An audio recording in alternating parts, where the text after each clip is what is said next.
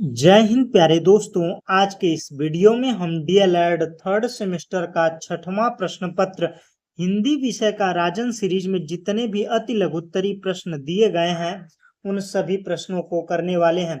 इसके पहले हमने एक वीडियो बनाया था जिसमें पूरा बहुविकल्पी प्रश्न कंप्लीट कराया था और आज के इस वीडियो में हम पूरा अति लघुत्तरी प्रश्न कराने वाले हैं। अगर आप लोगों ने बहुविकल्पी वाले प्रश्न का वीडियो नहीं देखा है तो आपके इस वीडियो आप प्लेलिस्ट में जाकर देख सकते हैं या इस वीडियो के लास्ट में उस वीडियो का लिंक मिल जाएगा, उस पर क्लिक करके देख पाएंगे। तो चलिए बढ़ते हैं प्रश्नों की ओर। तो पहला प्रश्न है, मसी कागज छुओ नहीं, कलम गई नहीं हाथ, पंक्ति किस कवि के विषय में कही गई है। यह जो पंक्ति कही गई है वह कबीरदास जी के बारे में कही गई है। कबीरदास जी पढ़े लिखे नहीं थे लेकिन उन्हें सामाजिक ज्ञान बहुत ही बेहतर था। बिल्कुल समाज से लड़े हुए थे, पढ़े भले से नहीं थे लेकिन समाज में क्या कुरीतियां हैं, समाज में कैसे रहना है, उन सभी को समाप्त करने का काम किसने किया था? कबीरदास जी ने किया था। कबीरदास जी के दोहे आज भी मनुष्यों पर, आज भी सामाजिक जीवन पर बिल्कुल सटीक बैठते हैं। तो कबीरदास जी के जो वचन होते थे उसको कौन लिखता था? उनके शिष्य धर्मदास लिख लेते थे और उसे साखी शबद रामायणी में लिखा है। जो कहा भी जाता है कबीरदास जी की कौन सी रचनाएं हैं, तो साखी शबद रामायणी है। तो यह जो पंक्ति है वो किसके लिए कही गई है? कबीरदास जी के लिए कही गई है। योग ऋण शब्द किसे कहते हैं? योग ऋण शब्द होता क्या है, सबसे पहले यह समझते हैं। योग और ऋण, योग का मतलब होता है जोड़। जब दो शब्दों के मेल से कोई शब्द बनता है और वह शब्द किसी विशेष नाम की ओर संकेत करता है तो क्या कहलाता है? योग ऋण कहलाता है। जैसे समझिए पंकज, पंक धनज, यह दो शब्दों के मेल से बना हुआ पंख और ज। पंख का मतलब होता है कीचड़, ज से मतलब जन्मा हुआ या पैदा हुआ, तो पंकज कीचड़ से जन्मा हुआ। तो पंकज किसके लिए कहा जाता है? कमल के लिए कहा जाता है। लेकिन इसका जो अर्थ है वो क्या कहता है? कीचड़ से जन्मा हुआ। कीचड़ में तो केवल कमल तो खिलता नहीं है कि कमल का पौधा ही पनपता है, पैदा होता है, बाकी और भी पौधे पनपते हैं। लेकिन ये क्या कर रहा है? केवल कमल की ओर, कमल की ओर इंगित कर रहा है, विशेष की ओर। यह केवल विशेष अर्थ प्रकट कर रहा है। पंकज किसकी ओर संकेत कर रहा है? केवल विशेष कमल की ओर प्रकट कर रहा है, इसलिए पंकज क्या है? पंकज एक योग ऋण शब्द है। इसके अलावा एक और उदाहरण लेते हैं, जैसे हिमालय, हिम धन आलय, हिम आलय। हिम का मतलब है बर्फ, आलय का मतलब है घर, बर्फ का घर।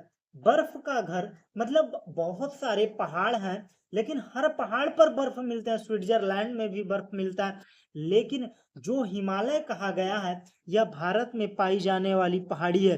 हिमालय केवल विशेष के लिए प्रयोग किया गया है, हिमालय। इसलिए हिमालय शब्द क्या है? योग ऋण शब्द है। तो योग ऋण शब्द समझ में आया।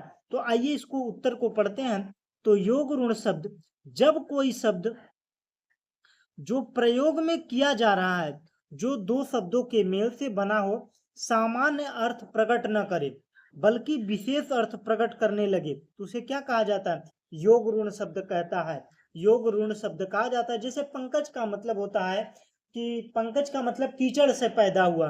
तो कीचड़ से पैदा हुआ ठीक है, लेकिन कीचड़ से क्या पैदा हुआ है इसके बारे में विशेष संकेत जो कर रहा है वो कमल की ओर संकेत कर रहा है, इसलिए पंकज क्या है? योग ऋण शब्द है। बढ़ते हैं अगले प्रश्न की ओर। तो अगला प्रश्न है, तत्सम शब्द किसे कहते हैं? उदाहरण सहित समझाइए। ऐसे शब्द जो संस्कृत से हूबहू हिंदी में आ गए हैं वो क्या कहलाते हैं? तत्सम शब्द कहलाते हैं। जैसे समझिए, एक उदाहरण लेते हैं। जैसे कोई मेहमान आपके यहाँ आया, वह अपने पोशाक जो पहन के आया है, कपड़ा, उसी पोशाक में रह रहा है। आपके यहाँ आया और उसी पोशाक में रह रहा है, उसी ड्रेस में रह रहा है, तो क्या कहलाएगा? तत्सम। और अगर कोई मेहमान आपके यहाँ आया और अपना ड्रेस उतार कर रख दिया और आपके यहाँ का जो ड्रेस है उसको पहन लिया, तो क्या है? तत्सम है। अर्थ वही निकल रहा है, मेहमान वही है लेकिन क्या है, जब उसने ड्रेस चेंज नहीं किया था तो क्या था, तत्सम था।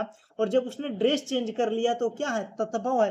क्योंकि उस परिवार में मिल गया, उस परिवार में मिल जाने की वजह से वो क्या हो गया, तद्भव हो गया। बात समझ में आई। अब समझते हैं संस्कृत में। तो तत्सम क्या है, तत्सम वे शब्द होते हैं जो संस्कृत में हैं, वो वैसे हिंदी में आ गए तो क्या कहलाए, तत्सम। लेकिन तद्भव किन्हें कहते हैं, जो संस्कृत में थे लेकिन हिंदी में आने के बाद वो बदल गए हैं, वो क्या कहलाते हैं, तद्भव कहलाते हैं। तो तत्सम शब्द संस्कृत के वे शब्द होते हैं, संस्कृत के शब्द होते हैं जो शब्द अपने मूल रूप में ही हिंदी में प्रयोग किए जाते हैं। मतलब जैसे थे वैसे ही हिंदी में उपयोग कर लिए जाते हैं, वे शब्द क्या कहलाते हैं, तत्सम कहलाते हैं। जैसे हस्त संस्कृत है, तत्सम है। अग्नि क्या है, तत्सम है। अग्नि क्या है, तत्सम है। लेकिन आग क्या है, तद्भव है। आम्र क्या है, तत्सम है। आम क्या है, तद्भव है। यह सारी चीजें क्लियर हुई। अब बात करते हैं अगले प्रश्न की ओर, मूल्यांकन के उपकरण बताइए।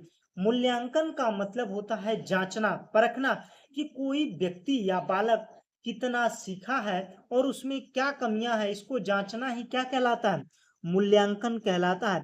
तो जिसके द्वारा मूल्यांकन किया जाता है वो उपकरण कौन कौन से हैं, आइए उसके बारे में जानते हैं। तो जब हम बालक का मूल्यांकन करते हैं कि बालक कौन कौन से उपकरण यूज करेंगे, सबसे पहले हम यूज करते हैं प्रश्न का। प्रश्न का यूज कहाँ पर करते हैं, जैसे हमने बालक को समझाया कोई भी चीज, फिर उससे प्रश्न पूछना हो कि यह कैसे हुआ। तो यह कैसे हुआ जब उसका जवाब देगा बालक, तो इससे समझ में आएगा कि बालक ने क्या सीखा क्या नहीं सीखा। उससे उसकी कमियां भी पता चल जाएंगी और उसने कितना सीखा यह भी पता चल जाएगा।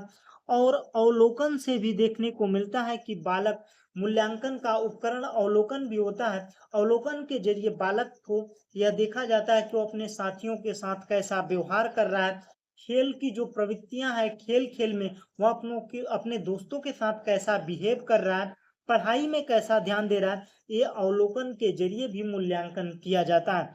उसके अलावा परीक्षा, परीक्षण करके उसकी परीक्षा ली जाती है। मतलब जो प्रश्न उत्तर दिया जाता है उसके जरिए भी पता किया जाता है कि उसने कितना सीखा है और उसमें क्या कमियां हैं।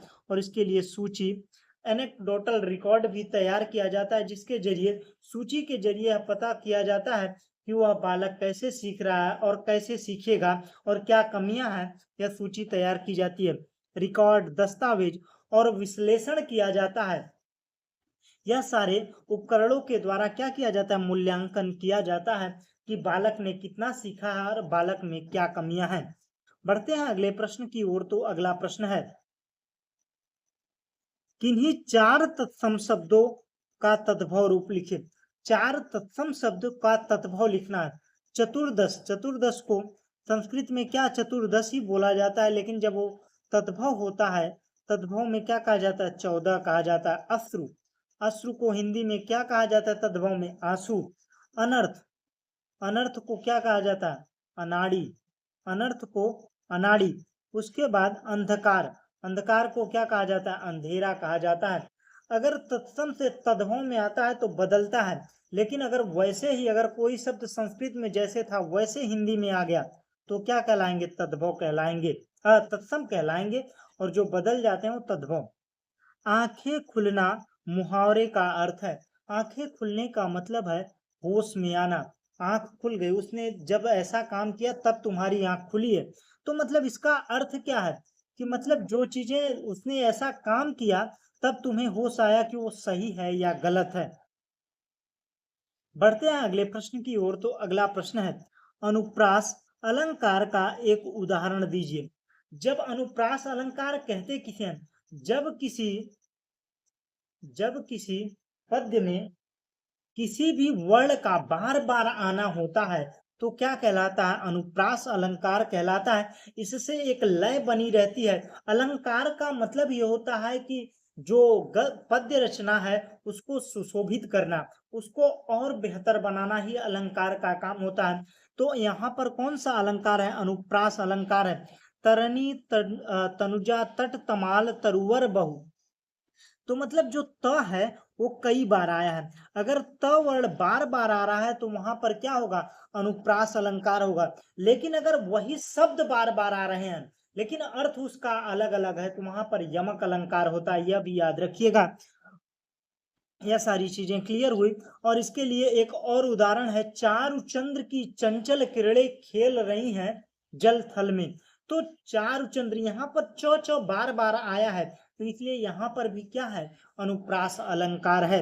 यह सारी चीजें क्लियर हुई। बढ़ते हैं अगले प्रश्न की ओर। उप प्रति उपसर्ग लगाकर दो दो शब्द बनाइए। तो सबसे पहले उपसर्ग समझते हैं और प्रत्यय को समझते हैं।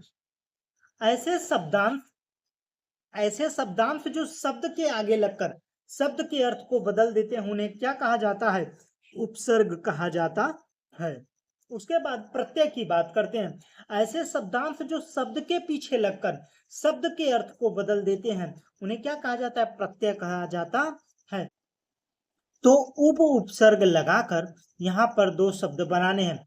उपकार हुआ, उपदेश हुआ, उपभेद हुआ, यह सभी उप लगाकर दो उपसर्ग बनाए गए हैं। उसके बाद प्रति लगाकर दो उपसर्ग, प्रतिपक्ष, प्रत्येक, प्रतिदिन, प्रतिमाह, ये सभी क्या है, प्रति लगाकर उपसर्ग बनाए गए हैं।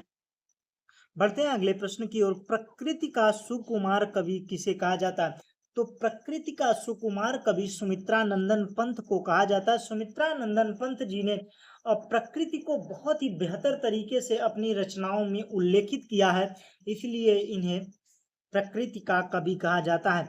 आग बबूला होना मतलब बहुत क्रोधित होना, वह मेरी बात सुनकर आग बबूला हो उठा। मुहावरे का अर्थ स्पष्ट करते हुए वाक्य प्रयोग कीजिए। आग बबूला का मतलब होता है बहुत क्रोधित होना, और वह छोटी छोटी बातों पर या मेरी बात सुनकर वह आग बबूला नहीं होना चाहिए था, उसे छोटी छोटी बातों पर आग बबूला नहीं होना चाहिए था, या कह सकते हैं कि वह मेरी बातों को सुनकर आग बबूला हो उठा। बढ़ते हैं अगले प्रश्न की ओर। कथा सम्राट के रूप में हिंदी में कौन विख्यात है?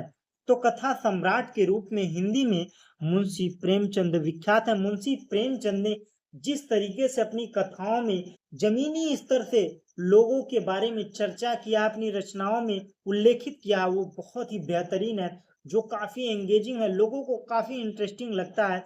जैसे नमक का दरोगा हुआ, यह सारी चीजें, इनकी बहुत सारी कहानियां हैं जो बिल्कुल जमीनी तरीके से, जमीनी स्तर पर जाकर इन्होंने उस रचनाओं को लिखा है, जमीनी स्तर पर जाकर उस रचनाओं को लिखा है। इसीलिए मुंशी प्रेमचंद को कथा का सम्राट कहा जाता है। और अंग्रेजी में कथा का सम्राट किसे कहा जाता है? शेक्सपियर को कहा जाता है। जो उपाधि शेक्सपियर को अंग्रेजी में मिली है, वही उपाधि हमारे मुंशी प्रेमचंद को हिंदी में मिली है। डॉक्टर हरिवंश राय बच्चन की आत्मकथा का नाम लिखिए। तो सबसे पहले आत्मकथा, आत्मकथा होती क्या है, सबसे पहले यह जानिए। जब कोई व्यक्ति अपने जीवन के बारे में स्वयं लिखता है, जैसे मैं अपने जीवन के बारे में स्वयं लिखता हूं, तो ये क्या है, मेरी आत्मकथा है। लेकिन अगर हम किसी के बारे में, एपीजे अब्दुल कलाम के बारे में हम जो लिखें, जो चीजें लिखें, वो क्या है, उनकी जीवनी है। उनके बारे में अगर लिख रहे हैं, वो क्या है, जीवनी है। लेकिन अगर मैं अपने बारे में जो कुछ लिखूंगा, वो क्या है, मेरी आत्मकथा है। तो हरिवंश राय बच्चन की आत्मकथा क्या है? क्या भूलूं, क्या याद करूं? यह प्रश्न बहुविकल्पी में भी पूछा गया, और बहुविकल्पी प्रश्नों को हमने बहुत ही बेहतर तरीके से विस्तार में समझाया और प्रीवियस ईयर भी कराया। आप लोग प्लेलिस्ट में जाकर देखेंगे, एक बार में ही आपका सारे डाउट क्लियर हो जाएंगे। अगर आप लोगों ने यहाँ तक वीडियो देख लिया है, तो वीडियो को लाइक कीजिए, दोस्तों के साथ शेयर कीजिए, और चैनल पर नए हो तो भाई प्लीज यार चैनल को सब्सक्राइब जरूर कर दीजिए। बढ़ते हैं अगले प्रश्न की ओर। तो अगला प्रश्न है, राम ने रावण को मारा वाक्य में कर्मवाच्य में परिवर्तित कीजिए। यह किसमें है? कर्तवाच्य में। जहां पर कर्ता का प्रभाव दिखता है, वहां पर कृतवाच्य होता है, जहां पर कर्म का प्रभाव दिखता है, वहां पर कर्मवाच्य होता है। तो राम ने रावण को मारा, इसको किसमें बदलना है? कर्मवाच्य में। तो रावण को राम ने मारा, यहाँ पर ये बिल्कुल गलत है, यहाँ पर होगा राम के द्वारा रावण मारा गया, राम के द्वारा रावण को मारा गया। यह क्या है? कर्मवाच्य है। औधी खोपड़ी मुहावरे का अर्थ, औधी का मतलब होता है उल्टा खोपड़ी का, उल्टा खोपड़ी का मतलब मूर्ख आदमी, जिसे हम जो चीजें समझाए लेकिन वो क्या है, औधी खोपड़ी का है, वो करेगा अपने मन का। मैं कह रहा हूं कि ऐसे मत करो, लेकिन वो कर रहा है, मनमानी तरीके से कर रहा है, अपने ही कर रहा है। तो कैसा है, औधी खोपड़ी का है, मतलब मूर्खतापूर्ण कार्य करने वाला, करना। सुलेख किसे कहते हैं, सुंदर लिखावट को ही, जो हैंड राइटिंग है उसी को क्या कहते हैं, सुलेख कहते हैं। इसीलिए बच्चों को कहा जाता है सुलेख लिख कर आओ। आलेख का मतलब होता है आंखों से देख कर लिखना, किताब को देख कर। और सुलेख का मतलब होता है सुनकर लिखना नहीं होता, सुलेख का मतलब होता है सुंदर लेख, सुंदर तरीके से, बेहतर तरीके से लिखना, जो सबके उपयोग के लिए हो। वाक्यांश के लिए एक शब्द, जो सबके उपयोग के लिए होता है उसे क्या कहते हैं, सर्वजनिक कहते हैं। क्या कहते हैं, सर्वजनिक कहते हैं। बढ़ते हैं अगले प्रश्न की ओर। तो अगला प्रश्न है, नील कमल सी मुख प्रभा, सरस सुधा से बांध। पंक्ति में वाक्य अलंकार लिखिए, प्रयुक्त अलंकार लिखिए।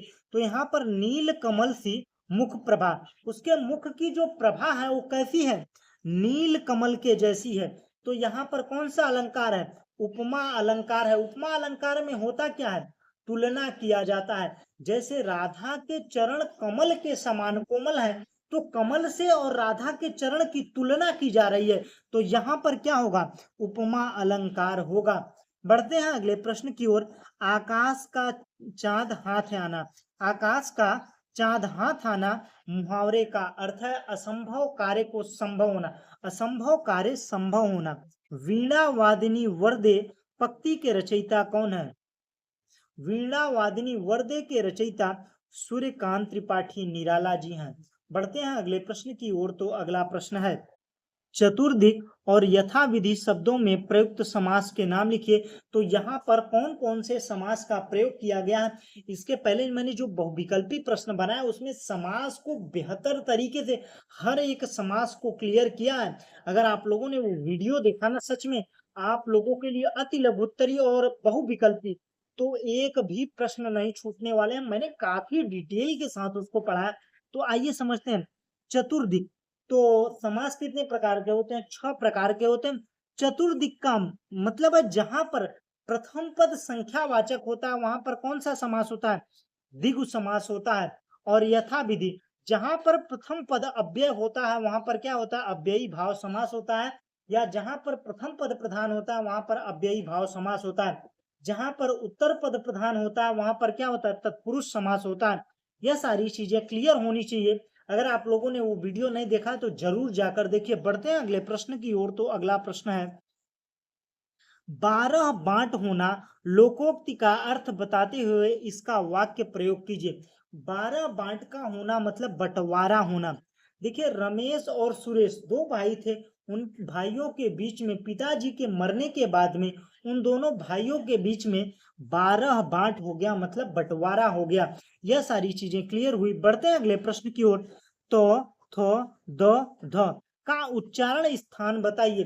तो इसका उच्चारण स्थान कौन सा है, लृति लसा नाम दंत, लृति लसा नाम मतलब री, त वर्ग, त वर्ग और लित लसा ल और स का उच्चारण स्थान जो है वो क्या है, दंत है। यह भी सारी चीजें मैंने क्लियर किया है।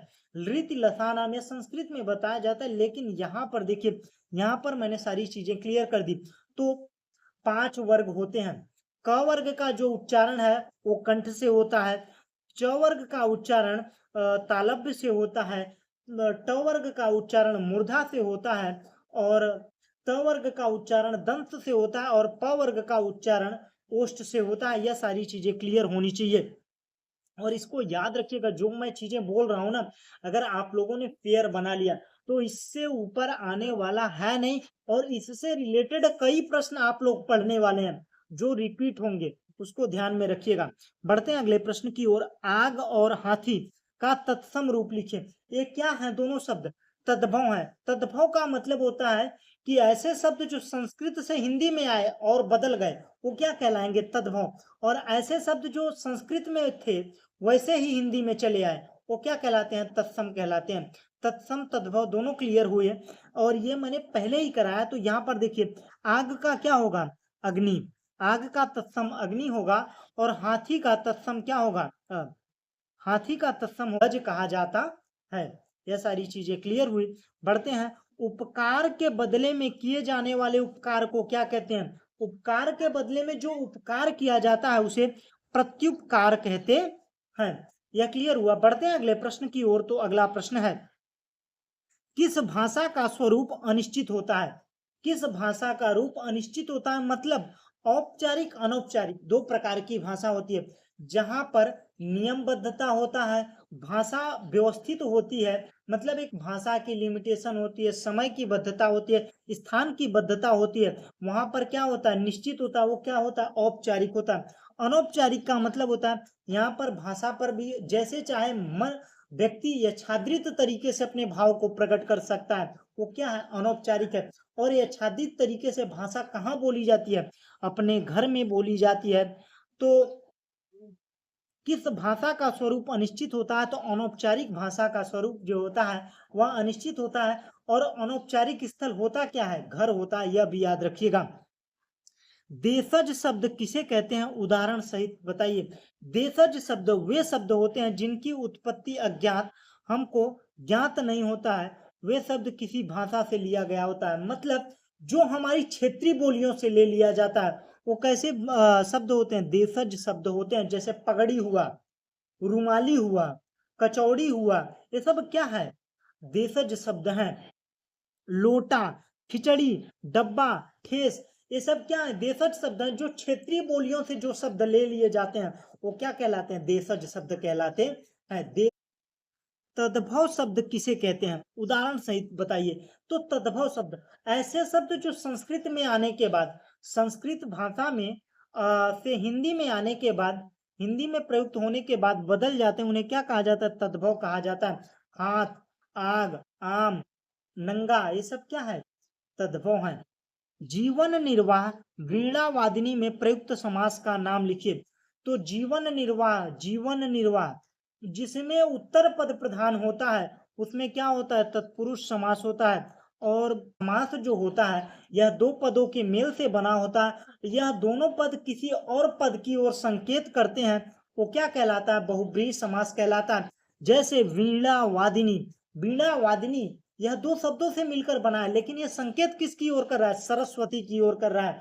जैसे लंबोदर, लंबोदर में कर्मधारय समास भी हो सकता है। जिसका लंबा उदर होता है वो क्या है? लंबोदर है। लेकिन अगर लंबोदर दिया है तो वहां पर क्या होता है? भगवान गणेश के लिए कहा जा रहा है। तो यहाँ पर गणेश के लिए लंबोदर कहा जा रहा है तो वो क्या है? बहुब्रीहि समास है।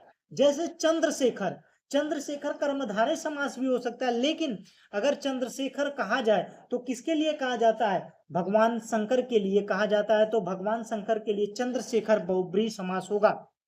यह सारी चीजें समझ में आई। बढ़ते हैं अगले प्रश्न की ओर। तो अगला प्रश्न है, रूढ़ि शब्द किसे कहा जाता है? उदाहरण सहित बताइए। रूढ़ि शब्द उसे कहते हैं जो किसी शब्द के योग से नहीं बने हैं। जैसे जल, जल किसी शब्द के शब्दों के योग से नहीं बना हुआ है। तो जो किसी शब्दों के योग से नहीं बनता वो क्या है? रूढ़ि शब्द है। रूढ़ि शब्द। आम, नाक, कमल, ये सब क्या है? रूढ़ि शब्द हैं। इसको क्लियर रखिएगा। जब दो शब्दों के मेल से जो शब्द बनते हैं उन्हें क्या कहा जाता है? यौगिक शब्द कहा जाता है।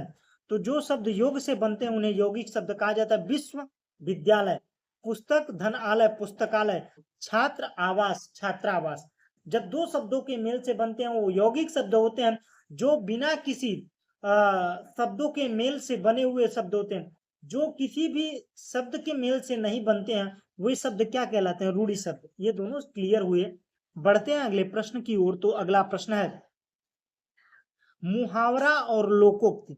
मुहावरा लोकोक्ति में अंतर बताइए। मुहावरा स्वतंत्र प्रयोग नहीं होता। मुहावरा का स्वतंत्र तरीके से प्रयोग नहीं कर सकते हैं, लेकिन लोकोक्ति का स्वतंत्र रूप से प्रयोग किया जा सकता है। लोकोक्ति क्या होता है? कहावत होता है। जैसे गांव में कहा जाता है, नाचे न्यावे आंगन टेढ़। तो ये क्या है? लोकोक्ति है। यह क्षेत्रीय बोलियों से लोगों के द्वारा लिखी नहीं गई है, लेकिन लोगों के भाषा में आने की वजह से यह लोकोक्ति बन गई है और काफी प्रचलित हो गई है। मुहावरा वाक्यांश है, लोकोक्ति वाक्य है। मुहावरा क्या है? वाक्य का एक भाग है, लेकिन लोकोक्ति क्या है, पूरा वाक्य होता है। मुहावरे लाक्षणिक अर्थ देने के लिए प्रयुक्त होते हैं और लोकोक्ति का प्रयोग प्राय प्रस्तुति व्यंजना के लिए होता है। प्रस्तुत व्यंजना के लिए होता है लोकोक्ति का प्रयोग। मुहावरा फल से संबंध नहीं रखता है। मुहावरा जो होता है उसका फल से संबंध नहीं होता, लेकिन लोकोक्ति फल से संबंध रखती है। बढ़ते हैं आगे। वाक्य में प्रयोग किए जाते हैं, जैसे अंधे की लकड़ी मतलब एकमात्र सहारा, और यह अपने में पूर्ण होता है। जो लोकोक्ति होता है यह अपने में पूर्ण होता है। मन के हारे हार है, मन के जीते जीत। ये सब क्या है, लोकोक्तियां हैं। बढ़ते हैं अगले प्रश्न की ओर। तो अगला प्रश्न है, सरल वाक्य किसे कहते हैं? जिस वाक्य में केवल एक ही क्रिया हो, जिस वाक्य में केवल एक ही क्रिया हो उसे क्या कहा जाता है? सरल वाक्य कहा जाता है। रोहन पुस्तक लिखता है, राम चाय बना रहा है और सोहन किताब पढ़ रहा है। इसमें क्या है, केवल एक क्रिया है, तो क्या है, सरल वाक्य है। संयुक्त वाक्य किसे कहते हैं? जिस वाक्य में दो या दो से अधिक उपवाक्य होते हैं, वो उपवाक्य किसी संयोजक और, जैसे यदि, लेकिन, किंतु, परंतु द्वारा जुड़े होते हैं। जब किसी वाक्य में कई उपवाक्य जुड़े होते हैं उन्हें क्या कहा जाता है? संयुक्त वाक्य कहा जाता है।